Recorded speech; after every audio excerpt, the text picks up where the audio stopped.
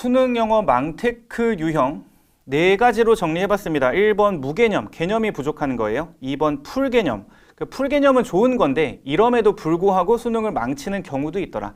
3번, 4번은 약간 심리적인 건데요. 방심, 게으름. 4번 굉장히 중요합니다. 이거를 대부분 학생들이 착각하는 거여서 이해해야 한다는 착각, 이렇게 말씀드리겠습니다.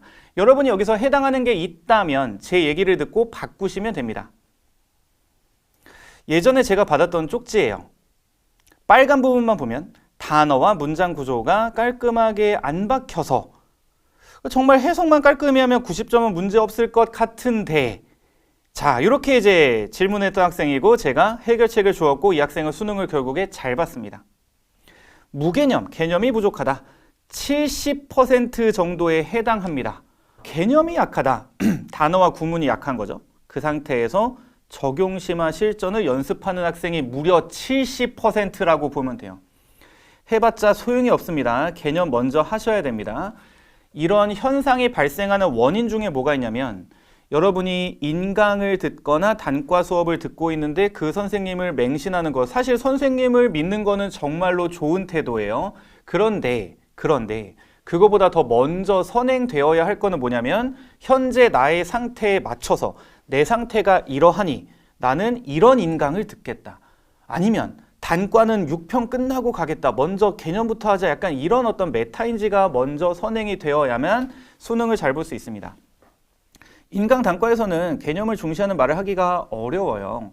예를 들어 어떤 선생님이 본인의 문제풀이법을 굉장히 중요하게 생각하시는 그런 선생님이 계시는데, 이 문제풀이법을 적용하세요. 하루에 5지문 정도 읽으면서 라고 했을 때 공부 시간이 부족한 학생들은 그 하루에 5지문에다가 그거를 다시 또 분석하는 그럴 만한 시간은 끝나거든요. 그러면 하루 공부가 끝나요. 단어책을 볼 시간이 없다.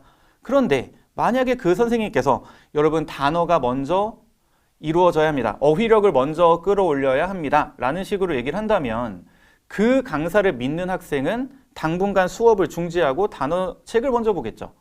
그러다 보니까 행여 진실을 알고 있는 선생님이라 할지라도 이거를 말을 하기가 좀 어렵습니다. 그래서 9평 이후에 학생들이 많이 물어보는 게, 선생님 지금이라도 분석 구문 할까요? 라고 하는 거예요. 분석 구문은 우리가 일반적으로 생각하는 구문입니다. 문장을 분석해서 자리 찾고 품사 찾고 거기에 맞는 정확한 번역을 한다, 직역을 한다, 이런 건데 이게 안 중요하다고 생각하는 학생이 굉장히 많아요. 그러다가 이제 9평 때까지 이것저것 다 해봤는데 점수가 안 나오니까 그때 물어보는 거죠.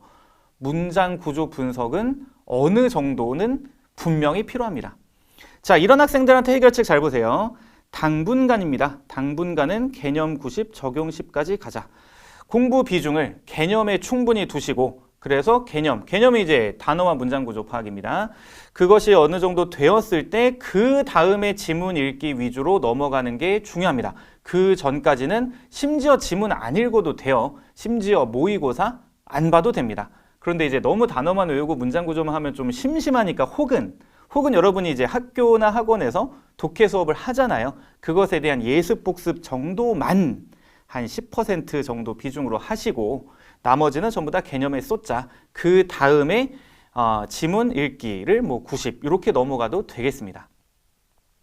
자, 두 번째는 풀개념입니다. 풀개념 학생은 그렇게 많진 않아요. 근데 이 학생은 10% 정도밖에 안 됨에도 불구하고 다른 데서는 이런 얘기를 잘 못 들을 겁니다. 잘 보세요. 어떤 학생은 개념이 탄탄한데도 불구하고 계속 뭐하고 있다? 단어 외우고 구문 연습하고 있다.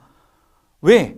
완벽주의 때문에 그래요. 무언가가 완벽하게 파악이 되어야 직성이 풀리고 다음으로 넘어갈 수 있는 성향이다 보니, 그러면 지문을 읽을 때는 수능은 어떻습니까? 원천적으로 이해하기 어려운 지문이 자주 등장하는 그런 성격이 있는데, 그러면 아무리 단어를 많이 하고 아무리 구문을 열심히 해서 아무리 문장 해석을 잘한다고 할지라도 그 문장을 잘 이해할 수 없는 그런 지문이 나올 수밖에 없는데, 그 원인을 본인의 어휘력, 구문 실력으로 돌리는 거예요.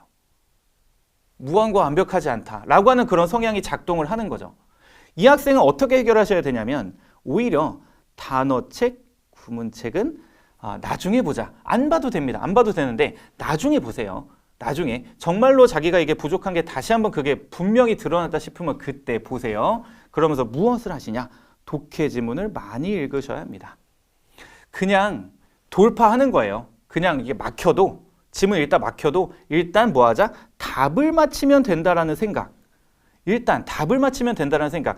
요 풀개념 학생들은 약간 너무 좀 순정을 가지고 약간 일종의 낭만을 가지고 있는 그런 성향이 있거든요. 내가 실력을 키워서 내가 모든 걸 다 아울러서 내가 이거를 논리적으로 잘 풀어야 된다라고 생각을 하는데 실제로 수능 뭐라고요? 원천적으로 이해하기 어려운 지문도 자주 등장하더라. 그러면 그거는 아무리 영어 뭐 한 5년 10년 할 겁니까? 그게 아니라 올해 끝내야 되잖아요. 올해 끝내려면 일단 답을 맞히면 된다는 생각으로 일단 지문을 많이 읽으세요. 그러다 보면 여러 가지가 좋아질 겁니다. 자, 3번 방심 게으름. 일단 어떻게 되겠지라는 생각을 합니다. 아, 영어 어떻게 되겠지? 그러면서 안 하죠. 근데 일단 우리가 공부를 해봐야만 자기가 어느 정도 알고 어느 정도 모르고 무엇을 알고 무엇을 모르고 얼마큼 해야 하는지를 공부를 해봐야 하는데 얼마나 공부해야 원하는 점수를 받을 수 있을지를 공부를 해봐야 알게 되는데 그거를 안 하더라. 이런 학생들 중에 많은 경우는 고등학교 어느 시기부터는 영어를 하지 않는 경우가 많습니다. 그러니까 초, 중 때 영어를 굉장히 잘한 거예요. 중학교 때 이미 수능 문제를 막 풀고 한 8, 90점 이렇게 나온 거예요. 그러면 이제 고등학교 들어가면 영어는 어느 정도 되어 있고 다른 과목이 부족하잖아요. 우리나라는 모든 것을 다 잘했을 때 무언가 성과가 나타나는 그런 교육 시스템을 가지고 있기 때문에 영어는 잘하니까 제껴두고 다른 거 뭐 탐구든 수학이든 등을 뭐 국어든 먼저 하자라는 생각으로 영어를 거의 하지 않다가 갑자기 수능이 고3 때 어려워집니다. 고등학교 1, 2학년 때는 할만하다가 갑자기 고3 때 확 어려워지는데 자, 일단 영어 공부를 시작하자. 그러니까 고1, 2 때 1등급 받다가 고3 때 갑자기 3등급 나오면 더 하기 싫거든요. 더 하기 싫은데 본인이 이게 필요하다고 생각이 되면 일단 공부를 조금이라도 시작을 하시고요. 시작을 하면은 어느 정도 나옵니다. 내가 이만큼이라도 해야만 좀 따라갈 수 있겠다가 나옵니다. 이거를 뭐 9평 이후에 수능 전에 하자. 이건 좀 부족해요. 알겠죠? 일단 공부를 시작하세요. 4번 너무 중요합니다. 이해해야 한다는 착각. 수능은 논리적 사고력이에요. 수능은 뭐라고요? 논리적 사고력. 수능 영어의 목적은 일상에서의 대화 혹은 상호 소통, 이해 등이 전혀 아닙니다. 영문학을 전공한 원어민, 우리나라로 치면 국문과를 전공한 그런 어떤 사람도 국어 문제 틀릴 수 있잖아요. 그거랑 비슷해요. 영문학을 전공한 원어민도 틀릴 수 있다. 왜?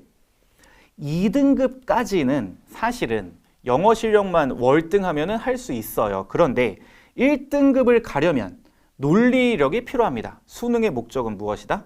논리적 사고력이죠. 예를 들어 보겠습니다. 자, 예를 들어 노이해 지문의 주제가 뭐냐면 노이해 지문은 이제 우리가 이해할 수 없는 지문을 이렇게 이름 붙인 거예요. 탈맥락화는 현대사회의 병폐이다 라는 식으로 나왔다고 쳐요. 탈맥락화 이거 해석은 되는데 무슨 말인지 모르겠어. 병폐라고 하는 건 약간 부정적인 의미라는 건 알겠어. 그래서 이제 예시가 나올 것 같았는데 이 지문에서 예시가 전혀 안 나오고 계속 그냥 탈맥락화는 현대사회의 병폐이다 라는 말 주구장창 하고 있는 거예요. 그런데 빈칸은 뭡니까? 맥락화는 빈칸이다 이렇게 나왔다고 쳐봅시다. 자, 이해가 안 되죠. 이해가 됐다는 건 머릿속에서 어떤 예시들이 빠바박 떠오르는 건데 이거는 예시가 떠오르지 않지 않습니까? 하지만 답은 나옵니다. 답은 뭐예요? 현대 사회의 병폐가 아니라는 거죠.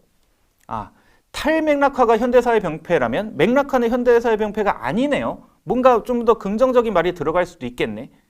이게 이제 일종의 어이없지만 일종의 논리력입니다. 논리라고 하는 거는 이해랑은 반대말이라고 생각하면 돼요.